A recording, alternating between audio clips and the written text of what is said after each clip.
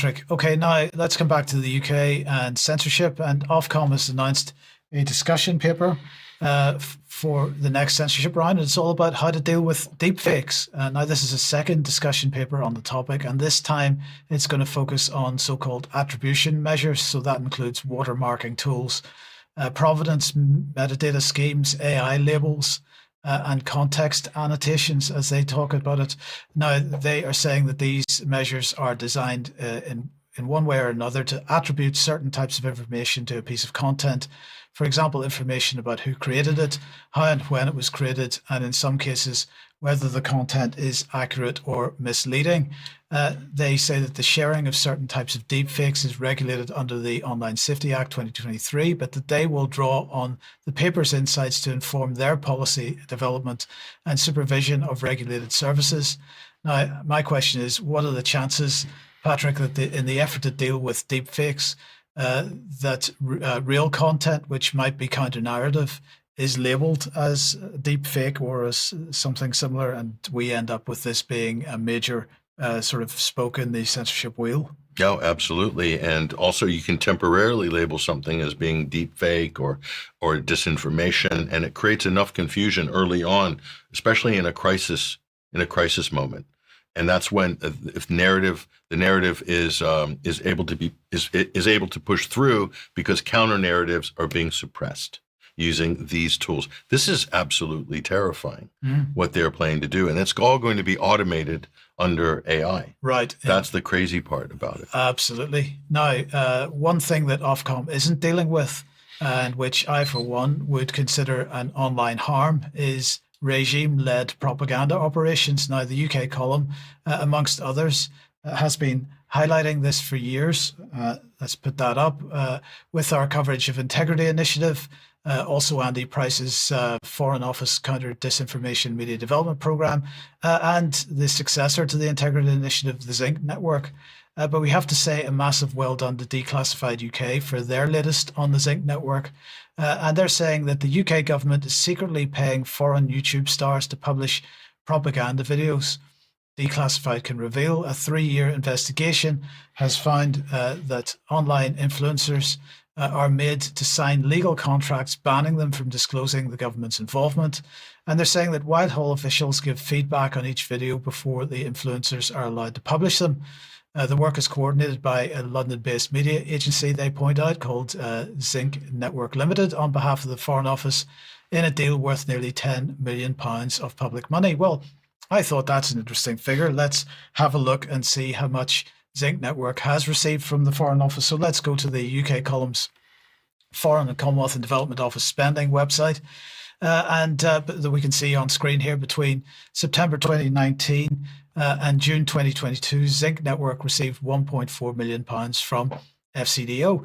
So then where did Declassified get the 10 million figure from? Well, this is where care is needed, because the FCDO has never been very consistent about how it names the recipients of its money. So actually there's another line item on the website, this time for Zinc Network Limited, covering the period May 2020 until January 2025. And the total financial support over this period comes to £37.2 million. So coming back to the Declassified article then, they're saying that in recent years, the company has recruited, at Zinc Network, has recruited hundreds of internet celebrities for various clients, particularly in Central and Eastern Europe, a key battleground in the information war with Russia. And they say that Zinc staff tried to find, quotes, the most relatable influencers and ensure that every video feels authentic.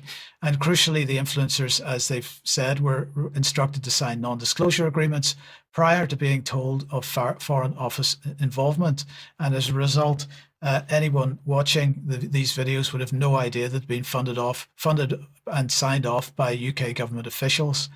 Now, they quote a former employee saying that by targeting younger voters, Zinc Network's campaign amounted to interference in a sovereign country's internal affairs. Now, look, this is exactly what the term media development means.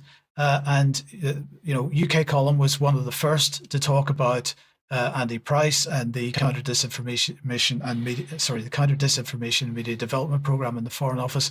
Well, Andy Price moved on from heading that up, and he was replaced with this guy, Darren Boyling. Now, of course, we've no idea whether Darren Boyling is still heading up the Counter Disinformation Program, because we're not allowed to know, and freedom of information requests are refused on the basis of national security, and that in itself demonstrates this is kind of a spooky operation. But nonetheless, the key point here is, so that media development is not, Patrick, just about the training of journalists that we've talked about many times in the past, and the use of those trained journalists to promote British narratives and NATO narratives from foreign countries. It's also about grabbing influencers on social media. And it's unbelievably dangerous. It's something that that everybody in the country should be aware of. Paid propaganda, all the things they accuse the Russians of doing, they're doing subversively. And this is also about sowing division in the Balkans, Mike. Yes. In Bosnia-Herzegovina, those areas are listed as target areas. And so is there another war brewing in the Balkans? Are we going to see another sort of bloody sectarian conflict break out? Well, like I say, it's not a coincidence that the Balkans specifically was mentioned in this new German-British treaty that we were talking about earlier on. I believe that's exactly what's going to happen. And they'll use religious lines as well, Muslim, Christian, and maybe even feminist, gender. There'll be an LGBT element there that there normally is. So yeah, it's just incredible the level of propaganda. How well funded the propaganda is. Yes. What's the aggregate total of that? What, 39 million? 39 million for that one company, and of course they're part of a much larger network that's pulling the same kind of things. So more on that in the future, and we'll just finish by saying that, of course, the Ofcom censorship regime, added together with this type of influence operation, is what drives wars.